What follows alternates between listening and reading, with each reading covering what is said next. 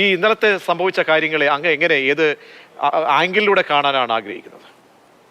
നോക്കൂ, ഇവിടെ രമേശ് നാരായണൻ സോറി പറഞ്ഞു.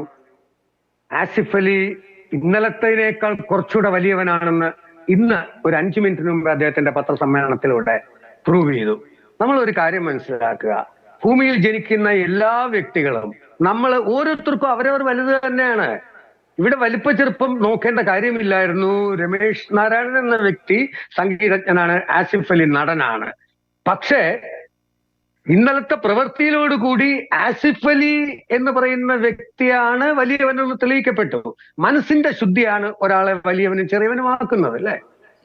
ഇപ്പോ എത്ര സോറി പറഞ്ഞാലും ആസിഫ് അലി പോലും പറയുന്നുണ്ട് ഒരു പക്ഷെ അറിയാതെ ആ മൊമെന്റിൽ സംഭവിച്ചതാണെന്ന് പറയുന്നെങ്കിലും കണ്ടുകൊണ്ടിരുന്ന പ്രേക്ഷകൻ, ഞാൻ ടി വിയിലാണ് ഇത് കണ്ടുകൊണ്ടിരിക്കുന്നത്, തീർച്ചയായിട്ടും വല്ലാണ്ട് വേദനിച്ചു. കാരണം ആസിഫ് അലിയെയും രമേശിനെ രണ്ടുപേരെ എനിക്ക് നേരിട്ട് അറിയാം. ആസിഫ് അലി എപ്പോഴും ചിരിച്ചുകൊണ്ട് ഒന്ന് ദേഹത്ത് ഒന്ന് പിടിച്ചുകൊണ്ട് മാത്രം സംസാരിക്കുന്ന സൗഹൃദം തരുന്ന ഒരു ചെറുപ്പക്കാരനാണ്. ആസിഫ് അലിയേക്കാൾ എത്രയോ വയസ്സ് മൂത്തതാണ് രമേശ് നാരായണൻ, ഇല്ലേ? മാത്രമല്ല അദ്ദേഹത്തിന് കാലിൽ വൈകല്യമുണ്ട്. ജോസ് തോമസ് ഇന്നലെ പറഞ്ഞു വേദിയിൽ കൊണ്ടു കൊടുക്കാം, സദസ്സിൽ കൊണ്ടു കൊടുക്കാം എന്നൊക്കെ വിചാരിച്ചു എന്ന് പറഞ്ഞു. അദ്ദേഹത്തിന് കൈക്ക് ഒരു കുഴപ്പമില്ലല്ലോ. ഒരു മെമന്റോ സ്വീകരിക്കുന്നത് ഒരു കൈ കൊണ്ടാണോ? ആസിഫ് അലിയുടെ മുഖത്ത് നോക്കാതെ ഒരു കൈ കൊണ്ട് സ്വീകരിച്ചിട്ട് ജയരാജ് വന്നപ്പോ അത് 2 കൈ കൊണ്ട് സ്വീകരിക്കുന്നത് വളരെ വളരെ വളരെ എത്ര സോറി പറഞ്ഞാലും രമേശ് താങ്കൾ ഇന്നലെ ചെയ്തത്, മാപ്പ് പറഞ്ഞുകൊണ്ടുകൂടി നമുക്കത് മറക്കാം. പക്ഷെ അത് പലരുടെയും ഹൃദയത്തിൽ നിന്ന് പോകാൻ അല്പം പ്രയാസപ്പെടും. കാരണം കലാകാരന് ഈ ഒരു പ്രവണത നല്ലതല്ല. നോക്കൂ, അവിടെ വലിയൊരു സദസ്സാണ്. MT വാസുദേവൻ നായർ സാറിനെ പോലെ പലരുടെയും മനസ്സിലെ മലീമസമായ നിലപാടാണോ ഇത്? അങ്ങനെയാണോ? അതൊക്കെയാണോ പുറത്തേക്ക് വരുന്നത്? കാരണം ഒരു വേദിയാണ്, നമ്മൾ വേദിയിൽ അങ്ങനെ അദ്ദേഹത്തിന് അവഗണന നേരിട്ടിട്ടുണ്ടെങ്കിൽ സ്വാഭാവികമായും അതിന്റെ ഇരയാകേണ്ടത് ആസിഫ് അലി അല്ല. കാരണം അദ്ദേഹം എന്ത് ചെയ്തു? അപ്പോൾ എല്ലാവർക്കും ഉള്ളൊരു ധാർഷ്ട്യം. ഞാൻ ശ്രീ വിനുക്കിരുത്, ഞാൻ ഈ രമേശ് നാരായണൻ മാപ്പ് പറയുമ്പോഴും അദ്ദേഹത്തെക്കുറിച്ച് ഞങ്ങളുടെ ഒരു സഹപ്രവർത്തകൻ അദ്ദേഹത്തിനൊപ്പം വർഷങ്ങൾക്ക് മുൻപ് ജോലി ചെയ്തതാണ്. വളരെ മോശം ഭാഷയിലടക്കം ഒരു വേദിയിൽ വന്ന് അവിടെ ഇരുന്ന് പോയതിൻ്റെ പേരിലൊക്കെ പറയുന്ന അനുഭവം ഉണ്ടായിട്ടുണ്ട് ഇന്ന് എന്നെ കണ്ടപ്പോൾ എന്നെ വിളിച്ച് ഈ വിഷയമാണ് ചർച്ച ചെയ്യുന്ന അറിഞ്ഞപ്പോൾ പറഞ്ഞു. അപ്പോൾ ഇതൊക്കെ മനസ്സിൻ്റെ കാഴ്ചപ്പാടിൻ്റെ പ്രശ്നം തന്നെയാണ്. ഇന്നത്തെ ഈ സംഭവം കൊണ്ട് അദ്ദേഹം പഠിക്കുമെങ്കിൽ, അദ്ദേഹത്തെ പഠിപ്പിക്കാനൊന്നും ഞാനൊന്നും ആളല്ലെങ്കിലും അദ്ദേഹത്തെ പോലെ ഔന്നത്യമുള്ള ഒരു കലാകാരൻ, കലയുടെ ഉപാസകനാണ്. ആ കലാകാരിൽ നിന്ന് നമ്മൾ ഇതല്ല ആഗ്രഹിക്കുന്നത്. അങ്ങനെ ഒരു തിരുത്തൽ ഉണ്ടാകേണ്ടതല്ലേ? പലരുടെയും ഉള്ളിൽ കിടക്കുന്ന ഈ ധാർഷ്ട്യത്തിന്റെ പ്രകടനങ്ങളാണോ പൊതുവേദികളിലും ഉണ്ടാകുന്നത്? തീർച്ചയായിട്ടും. നോക്കൂ, ആമഴിച്ച തോട്ടിനേക്കാൾ മലിനമായ മനസ്സുള്ളവരുണ്ടെങ്കിൽ എന്ത് ചെയ്യാൻ പറ്റും നമുക്ക്? വല്ലാത്തൊരു ഇതല്ലേ അവിടെ കാണിച്ചത്. MT വാസുദേവൻ നായർ സാർ എന്ന ഭാരതം ആദരിക്കുന്ന ഒരു വ്യക്തിയുടെ സദസ്സിൽ ഒരു പരിപാടിയെ കൊള്ളമാക്കിയില്ലേ ഒരു നിമിഷം കൊണ്ട്? പണ്ട് ഒരു ചാനലിൽ ഞാൻ പ്രോഗ്രാം ചെയർമാനായിരുന്നു കുറച്ചു നാള്.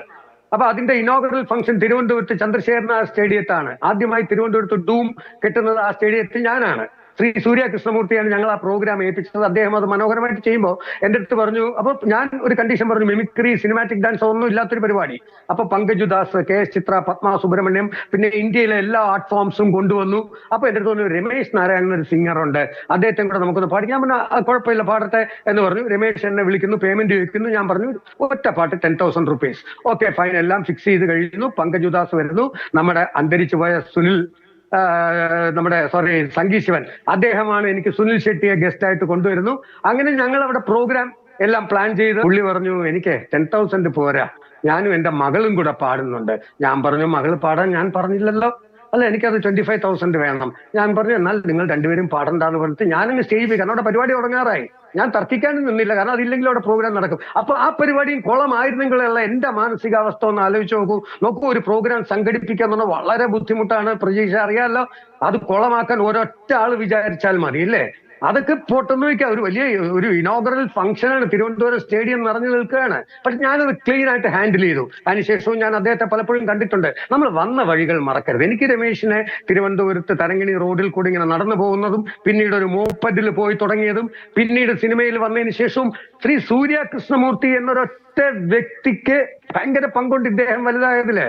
സൂര്യയുടെ എല്ലാ പരിപാടികൾക്കും എല്ലാം അങ്ങനെ സൂര്യ കൃഷ്ണമൂർത്തിയൊക്കെ ഇദ്ദേഹത്തിന്റെ കലയെ ഇഷ്ടപ്പെടുകയാണ്. ഞങ്ങളൊക്കെ ഇദ്ദേഹത്തിന്റെ പാട്ടുകൾ ഇഷ്ടപ്പെടുകയാണ്. പിന്നെ ആസിഫ് അലിയുടെ ഒരു സിനിമ തിയേറ്ററിൽ റിലീസ് ചെയ്താൽ നമ്മൾ ഓടിച്ചെല്ലും. ആസിഫ് അലിയുടെ സിനിമ റിലീസായി, തീർച്ചയായും. രമേശ് നാരായണന്റെ പാട്ടുണ്ട് എന്ന് പറഞ്ഞ് രമേശ് നാരായണന്റെ പാട്ടുണ്ട് എന്ന് പറഞ്ഞ് ആരും പോയിട്ടില്ല. സംഗീതത്തെയൊക്കെ തന്നെ നമ്മൾ അങ്ങേയറ്റം ബഹുമാനിക്കുകയും നമ്മൾ കൂപ്പുകയോടുകൂടി നമ്മൾ വണങ്ങുകയും ചെയ്യുന്നു. പക്ഷേ അദ്ദേഹം ചെയ്ത ആ കാര്യം അത് നമ്മൾക്ക് അംഗീകരിക്കാൻ കഴിയില്ല.